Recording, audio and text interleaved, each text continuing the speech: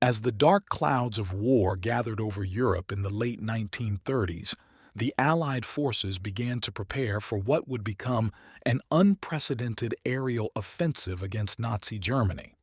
The strategic bombing campaigns, intended to cripple Germany's industrial capacities and crush its morale, were shaped by a combination of technological innovation and military necessity.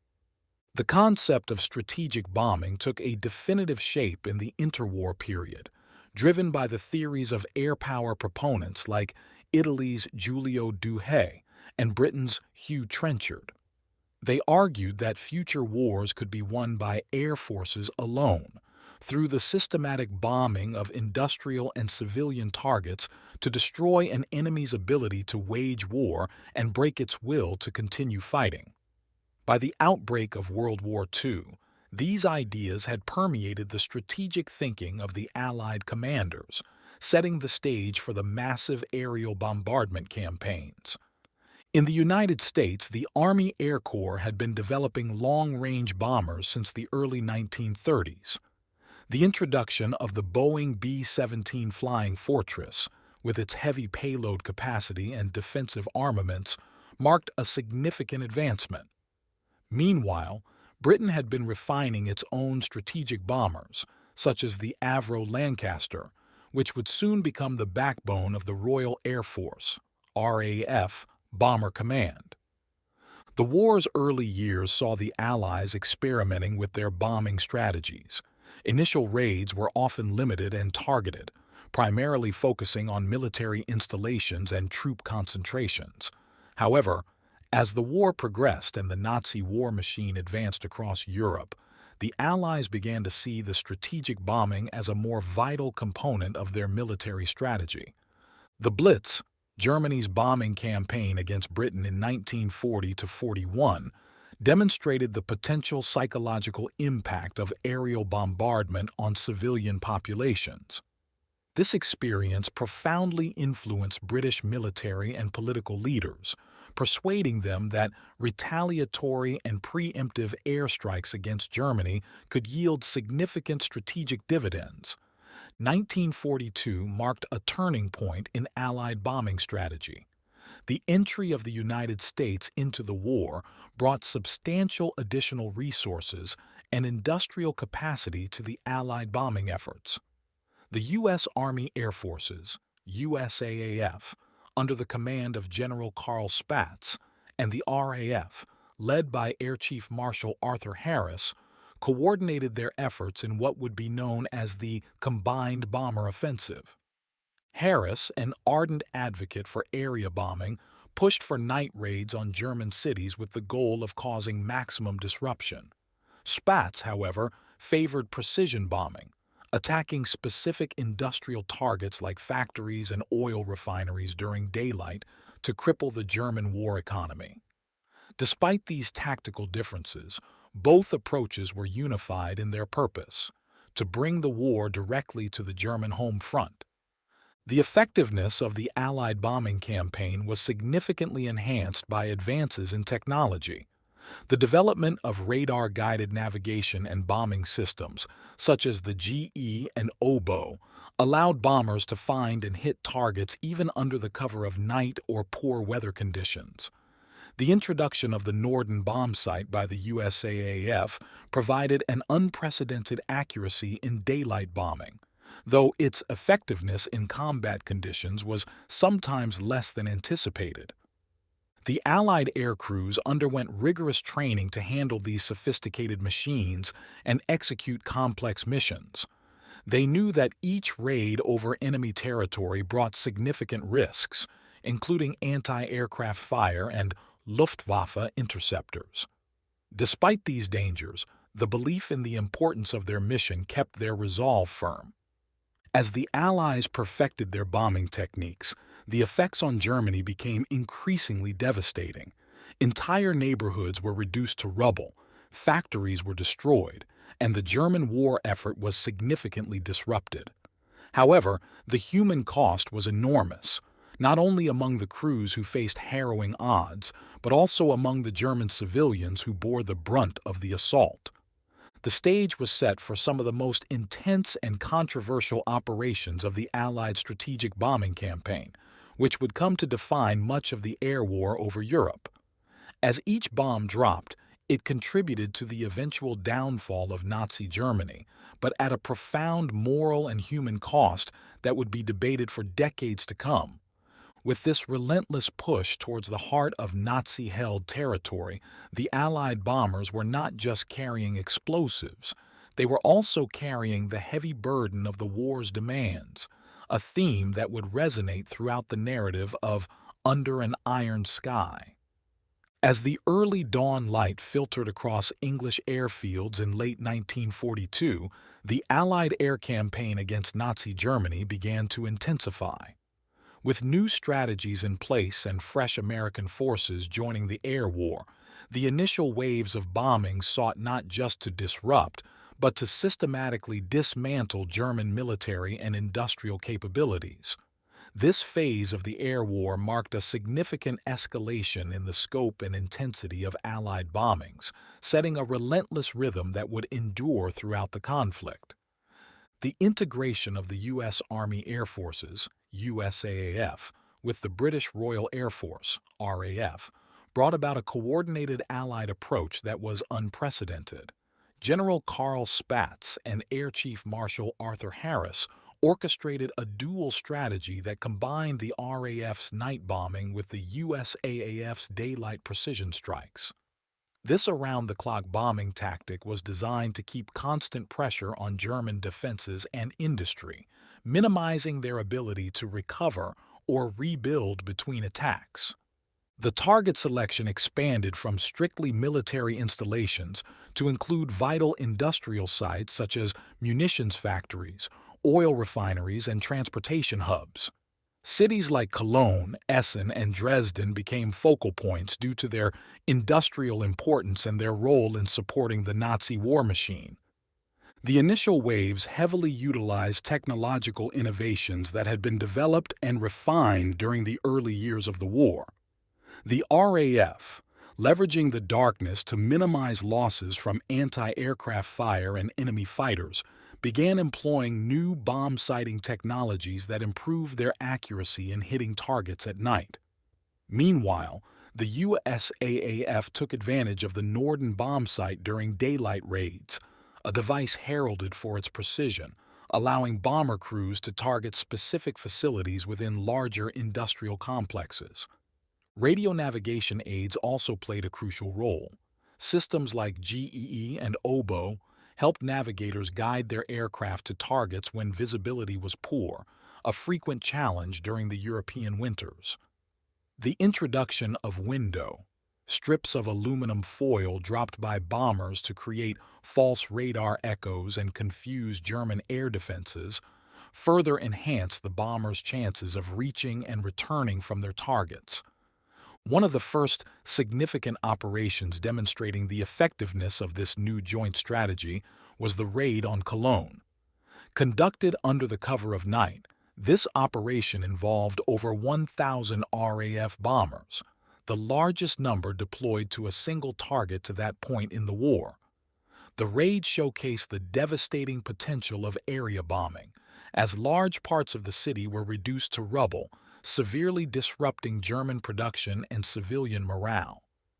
In daylight, the USAAF focused on precision strikes, such as the famous raids on the ball-bearing plants in Schweinfurt. These missions were critical, as ball bearings were vital components for a wide array of military equipment. Although the Schweinfurt raids achieved their objective, they came at a high cost, demonstrating the deadly effectiveness of German air defenses. As the scale of the bombing increased, so did the human cost. Allied bomber crews faced incredibly high casualty rates. Missions deep into Germany were perilous, with bombers often running a gauntlet of anti-aircraft fire and Luftwaffe fighters.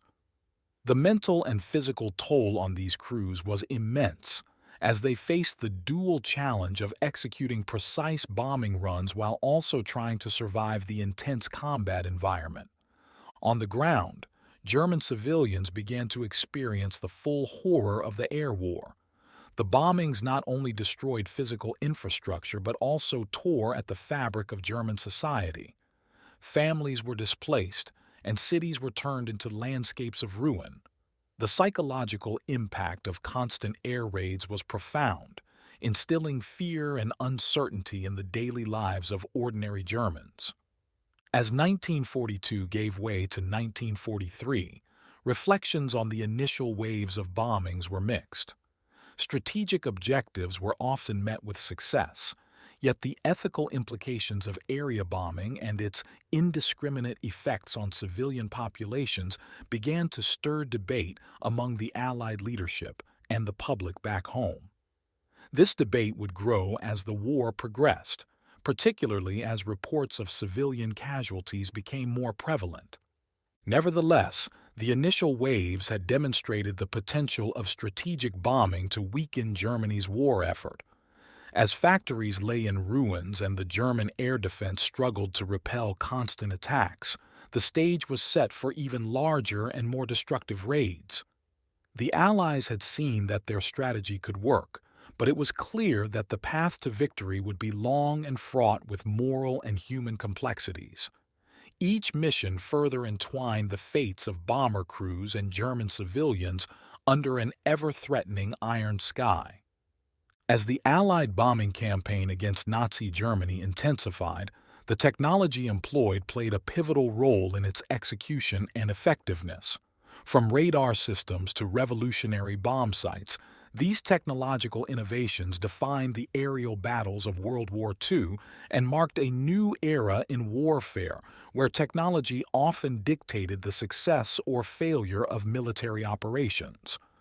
The development of radar was one of the most significant technological advancements of the Second World War. For the Allied bombers, radar technology not only enhanced navigational capabilities but also provided a critical advantage in targeting and evasion. The British developed the Ground-Controlled Approach (GCA) system, which guided bombers to their targets in adverse weather conditions, increasing the effectiveness of raids during the cloud-covered days common in European skies. Moreover, systems like the GE and oboe, which allowed precise navigation over long distances, were instrumental in the success of night bombing raids by the RAF. These systems worked by sending signals from the ground stations to the aircraft, which then used the timing of the received signals to determine their position relative to the target. This accuracy was crucial in ensuring that bombs fell on intended targets even when visual confirmation was impossible. Perhaps no piece of technology is more emblematic of the Allied bombing effort than the Norden bomb site. Touted as a marvel of engineering, this top-secret bomb site was used by the USAAF and was believed to be capable of dropping a bomb into a pickle barrel from thousands of feet up, although this precision was more myth than reality under combat conditions. The Norden bomb site allowed American bombers to perform high-altitude precision bombing during daylight raids. It worked through a complex system of gyroscopes and stabilizers to calculate the bomb's trajectory, factoring in altitude, airspeed, and wind conditions. This technology enabled USAAF bombers to target specific industrial facilities and infrastructure points, minimizing the broader area damage typically associated with night bombing. As bombing missions extended deeper into German territory, the threat from the Luftwaffe's fighters grew. In response, Allied bombers were equipped with increasingly sophisticated defensive armaments.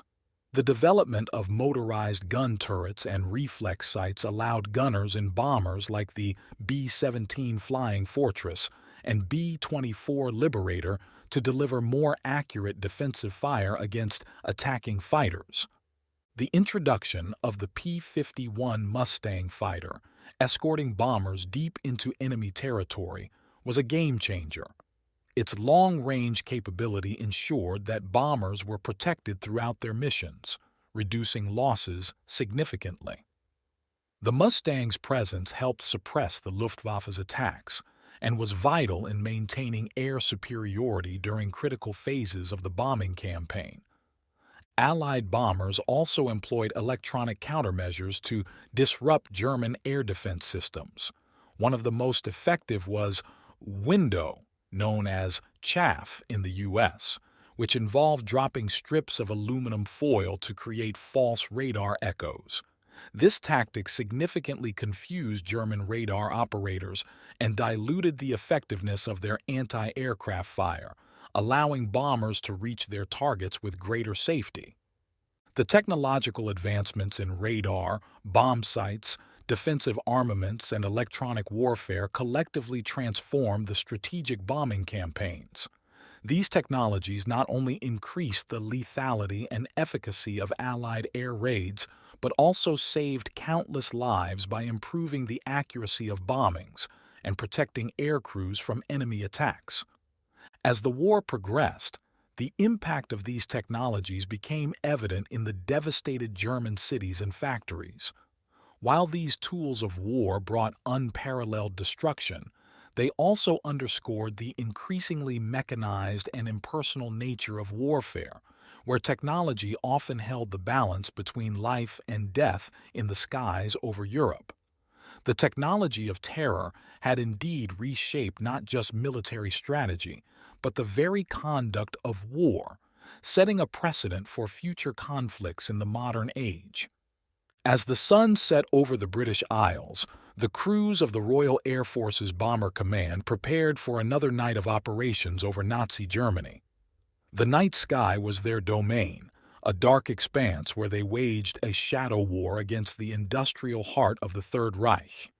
These night missions, fraught with danger and uncertainty, played a critical role in the Allied strategic bombing campaign. The process began in the briefing rooms of airfields scattered across England. Pilots, navigators, bombardiers, and gunners gathered around maps strewn with target details and flight paths. Tonight's target was a synthetic oil plant in the Ruhr Valley, an essential element of the Nazi war machine. The importance of the mission was clear, and the tension in the room was palpable as officers detailed the expected anti-aircraft fire and potential Luftwaffe interception. As darkness enveloped the base, the air crews made their way to their aircraft, a line of Avro Lancasters silhouetted against the moonlit sky. These heavy bombers, the backbone of the RAF's night operations, were loaded with a lethal cargo of high-explosive bombs and incendiaries. The ground crew's final checks and encouragements were the last human interactions the airmen would have before facing the perils ahead. Taking off into the night, the formations of bombers climbed to their operational altitudes, navigating by the stars and the dim glow of their instrument panels. The drone of the Lancaster's 4 Merlin engines filled the air, a constant reminder of the mechanical beast each crew depended on for survival. Navigators plotted courses using a combination of dead reckoning and the GE navigation system, steering their bombers through designated routes known as bomber streams. These routes were designed to concentrate the bombers into a narrow corridor, overwhelming German radar and air defenses with sheer numbers. As they crossed the coastline and headed into occupied Europe, the real journey began. Searchlights and flak soon filled the skies, the ground defenses desperate to catch the intruders in their beams. German night fighters prowled the edges of the bomber streams, seeking out stragglers and those unlucky enough to be caught in the searchlights. Approaching the target area, the tension inside each bomber mounted. The bombardier took control, peering through the bomb sight as the aircraft neared its release point. Below, the landscape was a patchwork of darkness and sudden explosions of anti-aircraft fire. The order came through: bombs away. With a shudder, the Lancasters released their payloads, turning factories and refineries into firestorms. Despite the chaos, the mission required precision. The success of each raid depended on the ability of bombardiers to place their bombs accurately, often in challenging conditions. The crews relied on the pathfinders, specially equipped aircraft that dropped flares and incendiaries to mark targets, to illuminate the night with eerie fires, guiding subsequent waves of bombers to their objectives. With their bombs expended, the bombers turned homeward, but the mission was far from over. The return journey was equally hazardous, as the aircraft were now lighter and faster, yet more vulnerable to enemy action. Exhausted crews faced the daunting task of navigating back through enemy defenses and the ever-present threat of night fighters. The flight back was a test of endurance and nerve. Each creak and groan of the aircraft seemed to foretell disaster, and the coast of England was a distant beacon of safety. As they finally crossed over friendly territory, the relief was palpable, yet muted by the knowledge that they would do it all over again the following night. Each night raid was a complex ballet of technology, human courage, and strategy, executed under the most harrowing conditions imaginable.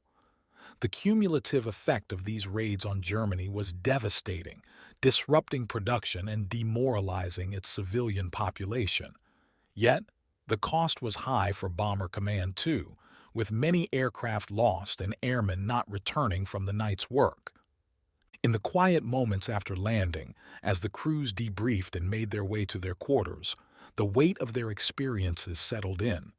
Each mission etched into their memories scenes of fire and fear, comradeship and loss. In the dark skies over Germany, they had faced the worst of war, and each sunrise brought both relief and a grim determination to continue until the end. In the cities and towns across Nazi Germany, the wail of air raid sirens became a dreaded and familiar sound. Night after night, as Allied bombers traversed the skies, German civilians were thrust into a struggle for survival, their lives dictated by the relentless campaign above.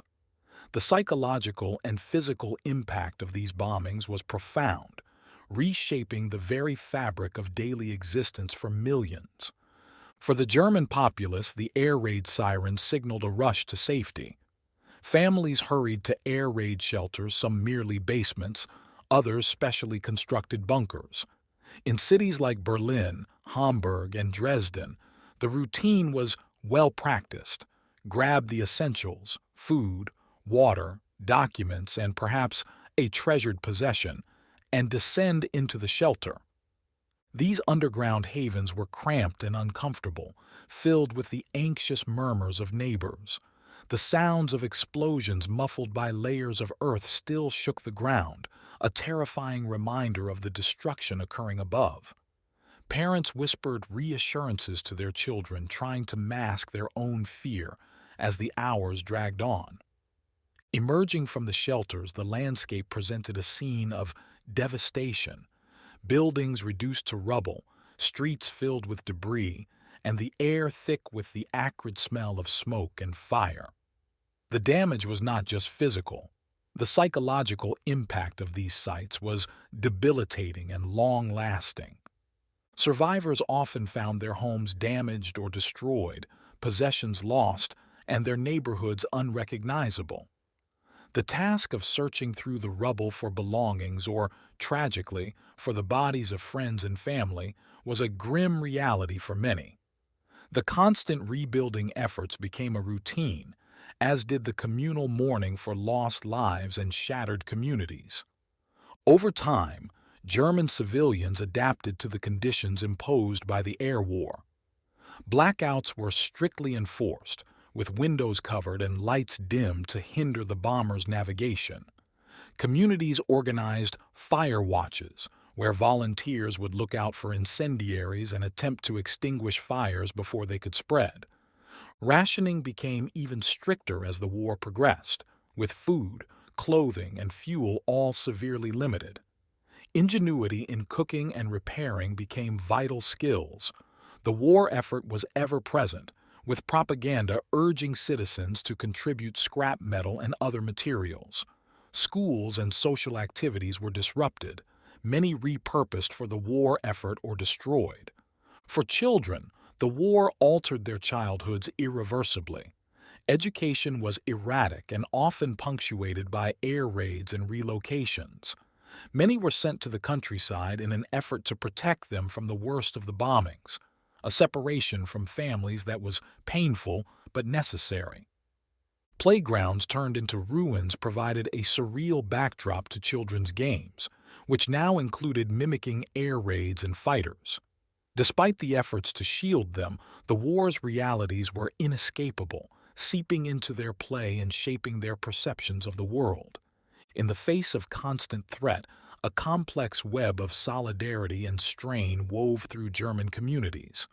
Neighbors helped each other dig out from the debris, shared resources, and supported grieving families. Yet, the strain of continuous stress, loss, and fear could also lead to conflicts and breakdowns in social cohesion.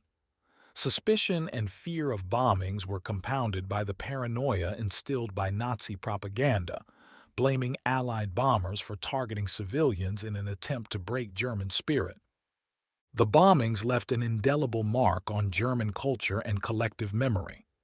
The experience of being on the receiving end of such relentless attacks led to a complex legacy of victimhood and guilt, which would be wrestled with in German society long after the war ended. Survivors often spoke of the air raids in terms that transcended the immediate terror to reflect on the deeper impacts of fear, loss, and resilience. Personal diaries, letters, and post-war literature painted pictures of a time when the sky itself seemed an enemy, a sentiment that influenced generations. Even in the darkest times, the human capacity for resilience shone through. The war taught harsh lessons in survival, community, and the value of peace. As the Allied bombers returned to their bases and the sounds of aircraft faded, those who remained faced the task of rebuilding their lives from the ashes. Life under the bombs was a harrowing existence, filled with challenges that tested the limits of human endurance. It was a time marked by fear, but also by an enduring hope for an end to the destruction, an end to the nights spent under an iron sky. The strategic bombing campaigns of World War II, epitomized by operations like the destruction of Hamburg, brought to the forefront the profound moral and ethical questions associated with aerial warfare. As cities were laid waste and civilian casualties mounted, both the military leaders who planned the raids and the societies they represented were forced to grapple with the justifications and implications of their actions. The primary justification for the Allied strategic bombing campaign rested on the principle of total war. This doctrine held that the industrial and economic infrastructure supporting an enemy's war effort were legitimate targets.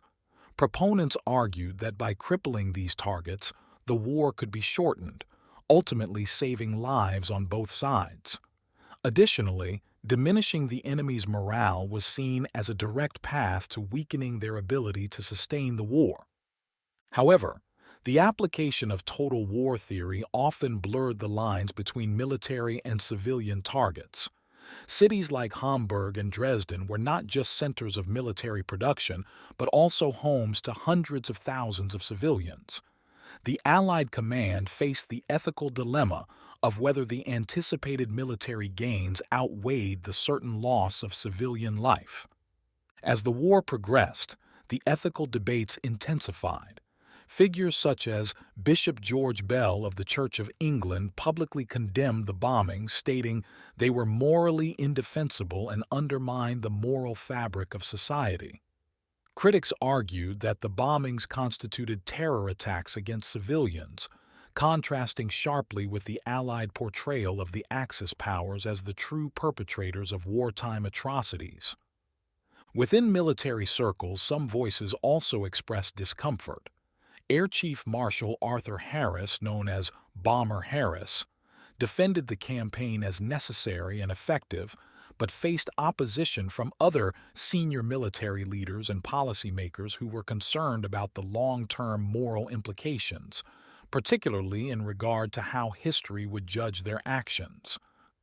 The strategic bombing raised significant philosophical questions about the nature of war and the limits of acceptable wartime conduct. These discussions were influenced by just war theory, which emphasizes that warfare should be conducted justly and that combatants should limit collateral damage as much as possible. Legally, the bombings were on precarious ground. The Hague Conventions had laid down laws concerning the bombardment of cities, but the rapid advancement of military technology and tactics outpaced international law, creating a gray area regarding aerial warfare. After the war, these issues would be pivotal in the development of the Geneva Conventions of 1949, which sought to provide clearer rules protecting civilians in conflict zones. Supporters of the bombing strategy often cited military necessity as a compelling reason for the campaigns. They argued that, given the existential threat posed by Nazi Germany and Imperial Japan, harsh measures were justified. This perspective was bolstered by the belief that the bombings were instrumental in breaking the will of the Axis powers and hastening the end of the war, thereby justifying the heavy civilian toll as a regrettable but necessary aspect of achieving victory. In the years following World War II, as the full extent of the devastation wrought by the bombings became clearer, the moral and ethical debates continued to evolve. Historians, philosophers, and veterans alike debated whether the ends truly justified the means and what lessons should be learned to prevent future conflicts from taking such a toll on civilian populations. For many, the strategic bombing campaign remains a deeply controversial aspect of Allied wartime strategy, a necessary component of the military effort to end totalitarian regimes, yet also a profound moral failure that inflicted enormous suffering on innocent people. The legacy of these campaigns is a testament to the complex interplay between military strategy, ethical considerations, and the human cost of war, serving as a cautionary tale for future generations about the moral responsibilities that come with the power to wage war from the skies. The relentless Allied bombing campaigns during World War II, culminating in devastating operations such as those experienced in Hamburg and Dresden, left a profound and lasting impact on Germany. The immediate consequences were visible in the vast ruins of once thriving cities, but the deeper aftermath and legacy of these bombings would resonate through decades in both physical and psychological landscapes. The physical destruction of German cities was staggering. An estimated 70 to 80% of the urban areas in major cities were destroyed, with transportation networks, housing, and industrial capacities severely damaged or obliterated. This level of destruction necessitated a massive reconstruction effort in the post-war years, known as the Wiederaufbau, or reconstruction. This period saw cities slowly rebuild from the ashes, often with modernist designs that reflected the desire to break from the past and present a new, democratic face of Germany. Reconstruction was not merely a matter of rebuilding structures, but also an economic imperative. The Marshall Plan, initiated by the United States, played a crucial role in this process, providing necessary financial assistance that helped to revive the German economy and integrate it into the European recovery. This economic revival was crucial in stabilizing the new West German state, ensuring it could resist the spread of communism from the East. The bombings resulted in profound demographic shifts. Millions of Germans were displaced, resulting in significant refugee crises immediately after the war. The loss of life was immense, with civilian casualties from bombings estimated in the hundreds of thousands. These losses deeply affected the German population, creating a generation whose lives were marked by grief and loss. Socially, the bombings had complex effects. On one hand, they fostered a sense of community and solidarity among survivors, who had to rely on each other amidst shortages of food, shelter, and basic services. On the other hand, they also left deep scars, contributing to long-term psychological impacts such as trauma and anxiety, which affected survivors for decades. Culturally, the memory of the bombings played a significant role in German post-war literature, film, and art. Works by authors like W.G. Sebald and filmmakers like Rainer Werner Fassbinder explored the themes of memory, guilt, and the process of coming to terms with the past. The bombings became a symbol of both the suffering Germany inflicted and endured, complicating the narrative of victimhood and aggression. In the broader historical memory, debates continued about the morality and effectiveness of the bombing campaign. For some, the bombings were seen as a necessary evil that contributed to the defeat of Nazism. For others, they were viewed as a war crime, an unnecessary cruelty that targeted civilians and degraded the moral standing of the Allies. Legally, the strategic bombing campaign influenced the development of international law regarding aerial warfare. The Geneva Conventions of 1949 and additional protocols expanded protections for civilians in conflict zones, reflecting an international consensus that was shaped, in part, by reactions to the bombings.